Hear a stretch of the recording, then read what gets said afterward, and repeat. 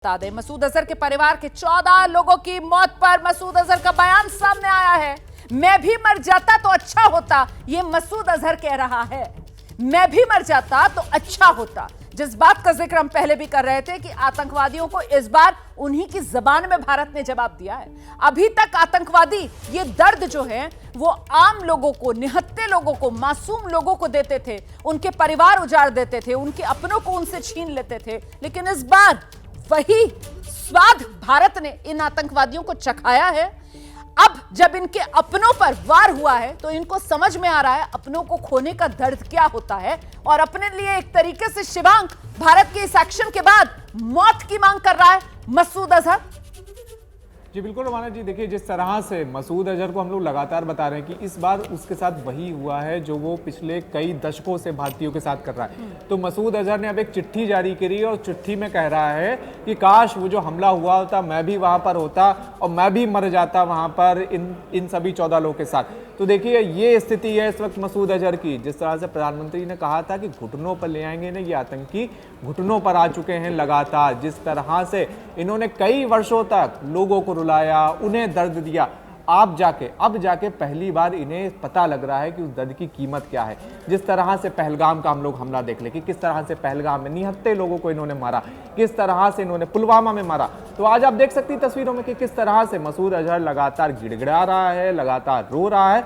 और ये स्थिति आ चुकी है मसूद अजहर जैसे आतंकवादी की कि वो अब मरने की, मौत की भीख मांग रहा है। लेकिन आप देखिएगा कि जिस तरह से मसूद अजहर, जिस तरह से प्रधानमंत्री ने भी कहा था कि मसूद अजहर हो चाहे किसके, जो भी आतंकी इसके पीछे हैं, उन्हें ऐसा सबक सिखाया जाएगा कि उन्हें याद रहेगा। तो अब आप देखिए ये ऐसा सबक इन्हें सिखाया गया है कि जिंदगी भर इनके जिहान में ये सबक जरूर याद रहेगा। जब जब आतंकी किसी भी हमले करने का कोशिश करेंगे तो ये सबक जरूर याद रहेगा। जी बिल्कुल शिवांक, मुझे याद आ रहा है वो 22 अप्रैल जब पहलगाम में हमला हुआ था आशीष, उस वक्त जो पीड़ितों की तस्वीरें आ रही थी और वहां पर जो रोती बिलखती महिलाएं थी, उसमें मुझे ध्यान आता है कैसी वो एक महिला थी जिसकी आंखों के सामने उसका सिंदूर उजाड़ा गया था और वो रो रो कर कह रही थी कि मुझे क्यों जिंदा छोड़ दिया, मुझे भी मार देते। ये वही दर्द है, वही तकलीफ है जिससे पीड़ित तो दो चार होते हैं लेकिन इन आतंकवादियों पर कभी कोई असर नहीं होता था। और इस बार जिस बात का जिक्र हम कर रहे हैं कि भारत ने इन आतंकवादियों को उन्हीं की जबान में समझाया है दर्द क्या होता है, तकलीफ क्या होती है, जब अपना घर उजड़ता है, जब अपना कोई प्यारा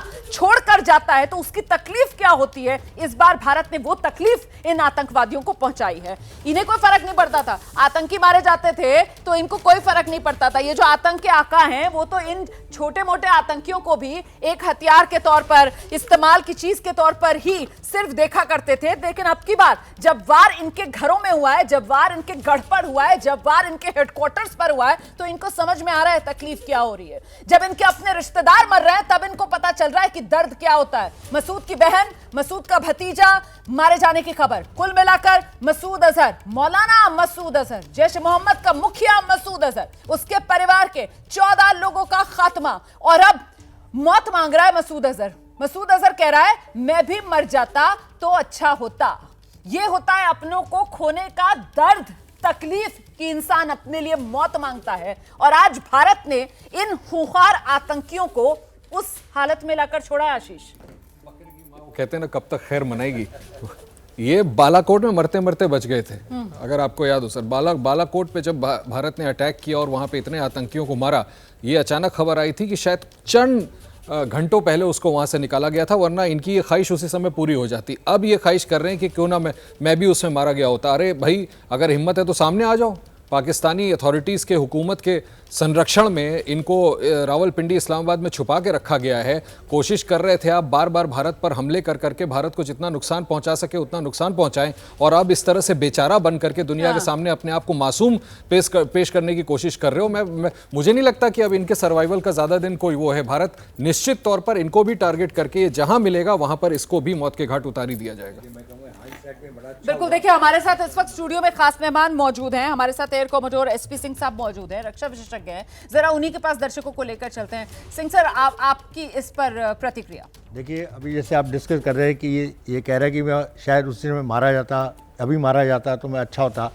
ये इसको अपने परिवार के जाने का दर्द सहना था। क्योंकि इसने इतने लोगों को, इतने इनोसेंट लोगों को दर्द दिया है तो शायद इसीलिए जो आशीष जी कह रहे थे, शायद इसलिए बच गया उस हमले से। और आज इसको अपने परिवार को जाते हुए देखना था, उसका दर्द देखना था, इसलिए शायद ये बचा।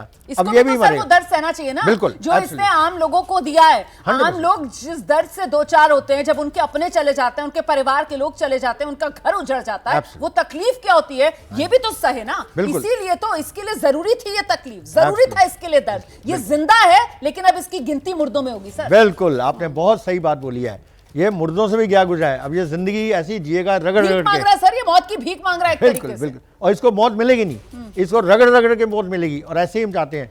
और भारत का जो रिजॉल्व है, जो इस समय ना सिर्फ पाकिस्तान ने, पूरी दुनिया ने देखा है कि आतंकवाद के खिलाफ भारत एक बड़ा सक्षम देश है इस समय, और हमारी जो लीडरशिप है मोदी जी के अंडर बहुत ही सक्षम है।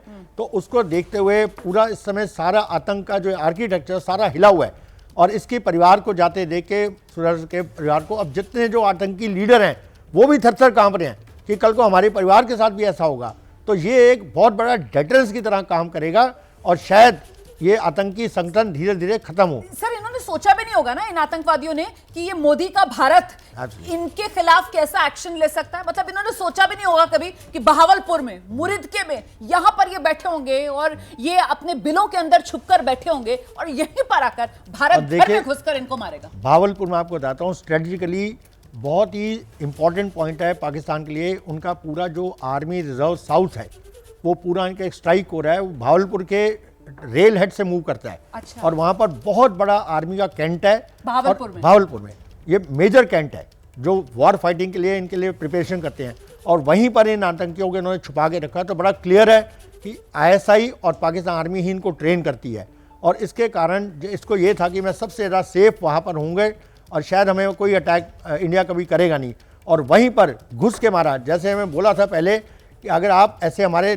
देश के नागरिकों के साथ करोगे तो हम भी तुम्हें चुन चुन के घुस कर मारेंगे, और यही एग्जैक्टली किया है। और यही एग्जैक्टली सर मुरिदके में भी किया है। बिल्कुल। हाँ, मुरिदके के बारे में भी बताइए। देखिए, तीन मेजर सोर्स हैं टेरर के कैंप जो हैं, एक मुजफ्फराबाद, मुरीदके और ये भावलपुर।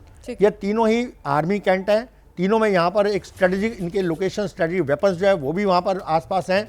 तो ये बहुत बड़े टारगेट्स हैं जिनको हमने कभी टारगेट नहीं करना था कि अगर ये टेरर कैंप अपनी बाज आ जाए तो, लेकिन जो अपनी हरकतों से जब बाज नहीं आए तो हमें उन पर भी जाके अटैक करना पड़ा। तीनों जो मेजर पॉइंट हैं, ये बहुत बड़े पेन पॉइंट्स हैं पाकिस्तान आर्मी के लिए और ISI के लिए। सर ये तो बिल्कुल अंदर वाला हिस्सा है ना पाकिस्तान का। पंजाब पाकिस्तान का दिल आप कह सकते हैं। पंजाब जो है ना, पूरा पाकिस्तान, बाकी प्रांतों को तो दिक्कत ही है कि साहब पूरे पाकिस्तान पर कंट्रोल किसका है, पंजाबियों का है। पाकिस्तान के जो पंजाब है उसी का हर तरफ दबदबा है, उद्योग से लेकर राजनीति से लेकर उनकी सेना तक। जितने उनके प्रमुख हैं, ज्यादातर सारे बड़े जो है वो पंजाब प्रांत से निकल कर आते हैं। और वहीं पर मुरिदके, वहीं पर सियालकोट, वहीं पर बहावलपुर सर, और वहीं पर भारतीय सेना पहुंचती है और घर में घुसकर इनको मारकर आती है। और ये एक बहुत बड़ा मैसेज है पाकिस्तान की आर्मी और उनके चीफ के लिए, उनके ISI के लिए, कि पहले जो भारत है हमेशा मेंटेन करता है सेंटिटी कि हम IB क्रॉस नहीं करेंगे, और LOC के अगेंस्ट अगर कुछ होगा तो एक्शन होगा।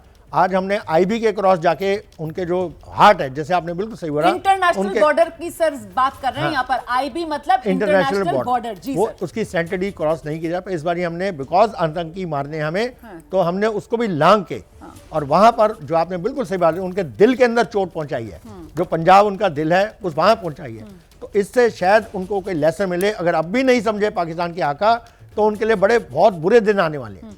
सर जो बात आप कह रहे हैं ना कि साहब उनकी बिल्कुल दिल पर जाकर वार हमने किया है, लेकिन जिम्मेदारी पूर्ण तरीके से। ये एक्शन सिर्फ प्रीएम्प्टिव एक्शन, ये भारत की तरफ से साफ किया गया है कि ये रिस्पॉन्सिव एक्शन है, ये प्रीएम्प्टिव एक्शन है, और ये नॉन एस्केलेटरी एक्शन है। ये भी साथ के साथ भारत की तरफ से साफ किया गया है। इसका रीजन देखिए क्या है। अब जब हम भी किसी अटैक करते हैं तो उसके 3 तरह के आयाम होते हैं कि आप एक जैसे स्पेसिफिक टारगेट, जैसे हमने किए हैं, टेरर ऑर्गेनाइजेशन टारगेट्स को किया है, वो बिल्कुल आइसोलेटेड करके उनको किया है। दूसरे होते हैं कि अगर आप कोलैटरल डैमेज मिलिट्री टारगेट पे करते हैं तो वो एस्केलेटरी हो जाता है।